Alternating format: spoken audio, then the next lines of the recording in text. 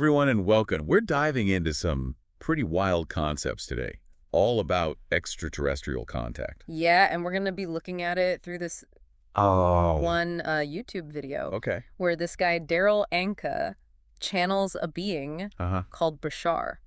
Okay, so we've got like a secondhand source here. Yeah. We've got Daryl Anka telling us what Bashar is saying. It's a fascinating perspective because Bashar claims to be not just one being, but a collective consciousness. Oh, so like a hive mind kind of thing? Representing thousands of beings. Thousands? Yeah. That's a lot of voices in one being. It is. Okay. And what's really interesting is Bashar isn't just representing extraterrestrials. Oh, so it's not just aliens? Not just aliens. They also include spirit guides, angelic beings, and even interdimensional forms of consciousness. Wow, so we're talking like a whole spectrum of beings here, not just the little green men we typically think of. Exactly. It suggests a much wider spectrum of existence than we typically consider. Right. It really expands the idea of who or what might be out there. Absolutely. All right, so let's get into some specifics here. Yeah. Bashar talks about this increase in UFO and UAP sightings that we've been seeing. Right. And they claim it's a deliberate strategy by extraterrestrials. They're saying it's all part of a plan to prepare us for eventual open contact. That's right. And to understand this, we need to grasp Bashar's concept of vibrational frequency. Vibrational frequency. Okay, so we're getting into like the energy realm here. Exactly. Essentially, they argue that we need to raise our own frequency to perceive these events. So it's not that there are suddenly more UFOs. Right. It's that our ability to see them is changing. Precisely. Bashar uses the analogy of expanding our bandwidth to explain how we become more attuned to these phenomena. Bandwidth, so it's like we're upgrading our receivers or something. Exactly. Yeah. And they suggest this expanded awareness can also lead to experiences like precognition. Hold on, precognition? Yeah. So like knowing something before it happens? That's it. Psychic prediction. And even deja vu. Wait a second. Are we saying that seeing UFOs is connected to having psychic experiences? Well, it's all part of Bashar's perspective on how our consciousness expands beyond the purely physical realm. All right, so we're talking about like tapping into other dimensions or something. Exactly. They suggest that as we open ourselves up to a wider range of information and experiences, we tap into realms where things like precognition originate. That's interesting. It makes you wonder if some of those weird coincidences we experience, or that feeling of knowing something before it happens, could be connected to this expanded perception. Absolutely. Okay, so we're talking about like a whole new way of perceiving reality here. And this ties into Bashar's concept of parallel realities and pre-planned life paths. Hold on. Parallel realities and pre-planned life paths. So like destiny is already written kind of thing. It's a complex idea. You know that feeling of deja vu? Yeah, like you've lived a moment before. Exactly. It's so strange, like a glitch in the system or something. Well, Bashar might argue it's not a glitch, but a peek into another version of your life. Oh, wow. A parallel reality. So, like, the road not taken. It's a mind-boggling concept. Yeah, but it's also kind of exciting to think about, like, all those what-if scenarios. Yeah. Those alternate paths we could have taken might actually be playing out somewhere. It is fascinating. Okay, so let's hear more about these extraterrestrials and their plan for open contact. Yay. What does Bashar have to say about how this is all going to play out? Well, Bashar gets pretty specific. They describe things like alien ships hovering over oceans. Like just hanging out there? Yeah. Orbs of light descending from the sky and remaining fixed. Fixed, like they're just going to park there? Essentially becoming a normal part of our reality. Permanent? Like we just get used to seeing alien spaceships in the sky? That's what they suggest. Whoa, okay, that's a big adjustment. They even claim full disclosure and introductions to extraterrestrials. Hold on, introductions? Yeah. So we're not just talking about seeing them from afar? No, they're saying we'll be meeting them face to face. Okay, and when is this supposed to happen? They claim it will happen within the next 5 years. 5 years? That's right around the corner. Well, you know, we've been hearing about government cover-ups and secret alien bases for decades. Right. Is Bashar suggesting that open public contact is just a few years away? Yes, that's what they claim. Wow, okay. And they go on to say that contact has actually been happening behind the scenes for decades. So it's already happening? They claim so. But just with certain groups of people? Particularly with certain scientists and indigenous cultures. Interesting. So there's already like a secret society of people who are in contact with extraterrestrials? That's what Bashar suggests. Wow, that's a lot to absorb. It is. And this is just the tip of the iceberg, right? Yeah. Bashar also talks about a 30-year window from 2020 to 2050 as a period of major transition where humanity will transform into a galactic society. Right. And this transition will be Fascinating. fueled by some incredible revelations. Revelations? Like what? Bashar mentions holographic recordings being revealed, showing Earth's complete history, Wait, so like a cosmic history lesson? including things like Atlantis and Oh, other lost civilizations. imagine the impact of that. Yeah. It would rewrite our understanding of history. Exactly. It would be like realizing everything we thought we knew about our past Yeah. was just a tiny piece of a much larger story. Right. And think about the emotional impact, too. Discovering we're not alone in the universe. Absolutely. That we share a history with other civilizations, even other dimensions. A profound shift in consciousness. So Bashar is painting a picture of Earth as a sort of melting pot of the galaxy. Yeah. A place where all these cosmic stories converge. What does that mean for us?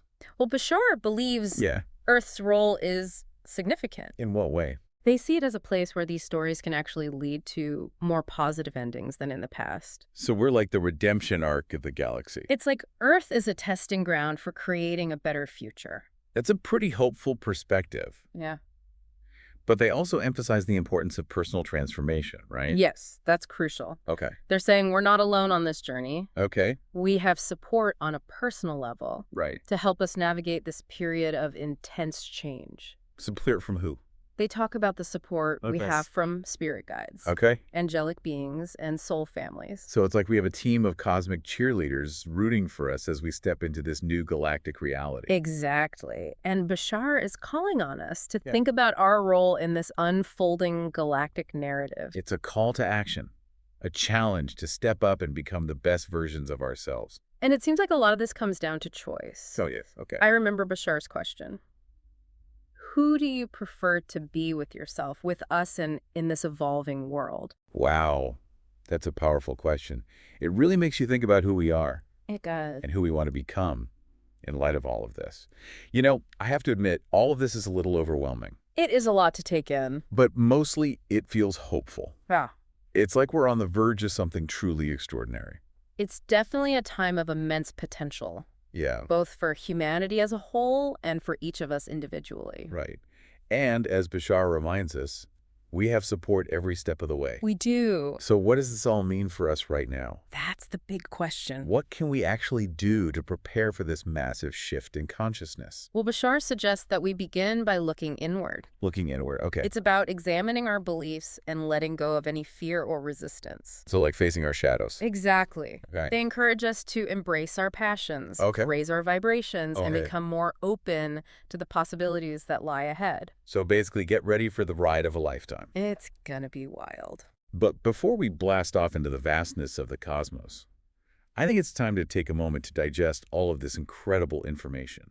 It's a lot to process. We'll be back soon to delve deeper into Bashar's vision of the future and what it truly means to become a galactic society. You know what's really fascinating about Bashar's perspective is how they frame this transition to a galactic society. Okay. It's not just about spaceships and futuristic technology, Right. but a fundamental shift in our understanding of ourselves Okay. and our place in the universe. So not quite like we'll all be zipping around in flying cars and having tea parties with aliens. Well, maybe someday. Although I have to admit that does sound kind of fun. But Bashar's point is that the real transformation happens within us. Okay. They suggest that as we become more aware of our connection to the cosmos, our values and priorities will naturally shift. So like a change in perspective. We'll move away from ideas of competition and scarcity Okay. and embrace cooperation and abundance instead. That makes a lot of sense. Yeah. If we truly grasp that we're all part of this interconnected web of life, Exact. then things like war, Right. poverty, and environmental destruction become much harder to justify.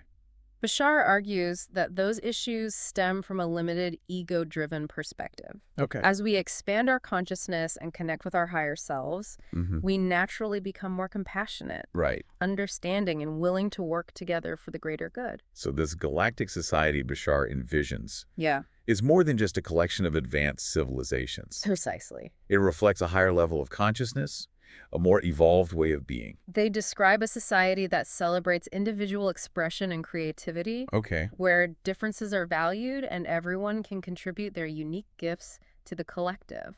It sounds pretty utopian. It does. But how do we actually get there? What are the practical steps involved in this transformation? Well, Bashar emphasizes personal growth and self-discovery as key elements. They encourage us to explore our passions, develop our talents, and connect with our inner guidance.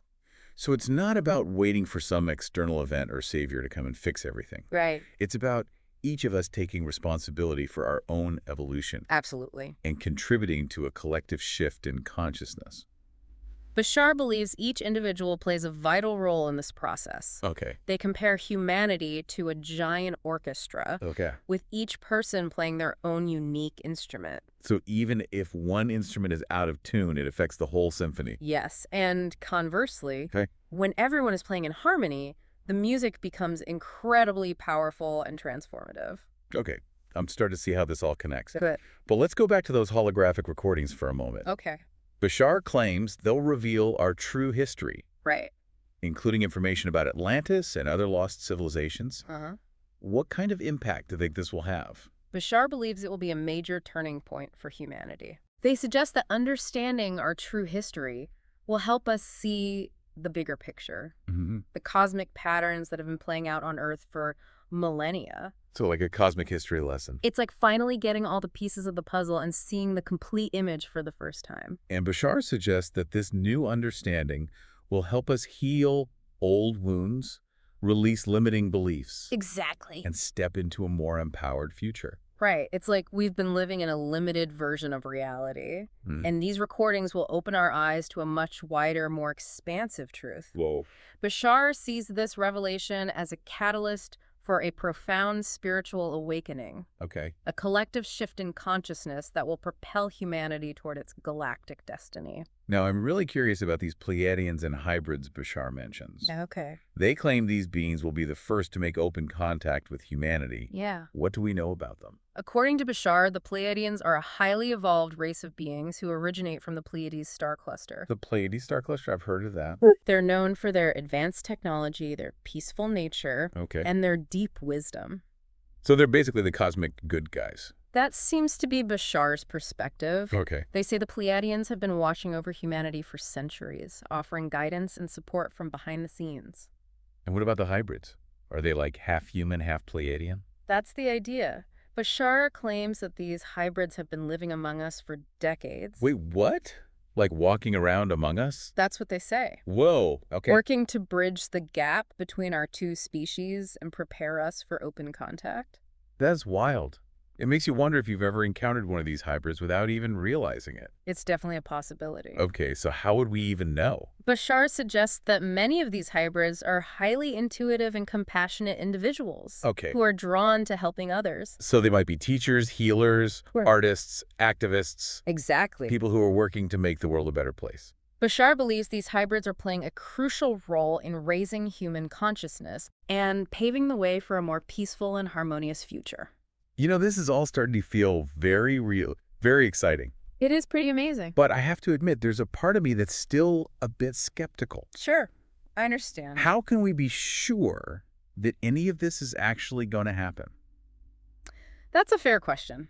And honestly, there's no way to know for sure. Okay. Bashar's teachings are based on channeled information. Right. Which, by its nature, is open to interpretation. Okay. It's not like a scientific theory that can be proven or disproven. So it's more like a spiritual perspective. Right. A way of understanding the world that resonates with some people and not with others. But even if we take it all with a grain of salt, there's something undeniably compelling about Bashar's message. I agree.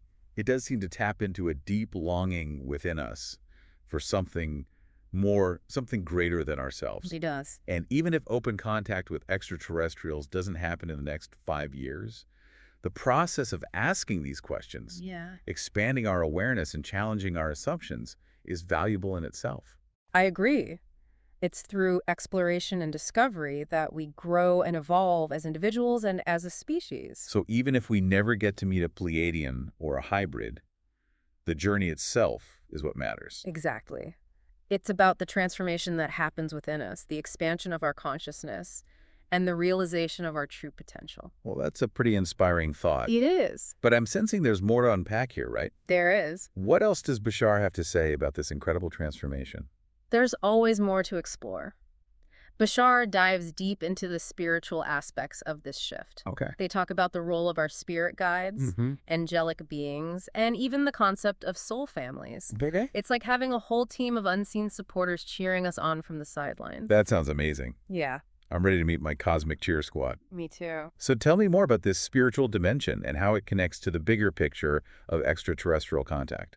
All right, so we're back, and we're going to keep going with this whole Bashar thing. Yeah. Right before the break, we were talking about Pleiadians and hybrids. But you mentioned Bashar also talks about, like, other beings who are involved in this whole cosmic shift. Whole team. Yeah, like spirit guides, angelic beings, even soul families. It's like we've got a whole support system we didn't even know about. It's a fascinating aspect of Bashar's message because it highlights the interconnectedness of all these different levels of existence. Okay, so it's not just about, like, physical contact with aliens. No. It's about expanding our awareness to include, like, the spiritual dimension as well. Exactly. So we're talking about, like, a much broader understanding of reality. Yeah, one that includes not just the physical world we can see and touch, but also unseen realms of energy, consciousness, and spirit.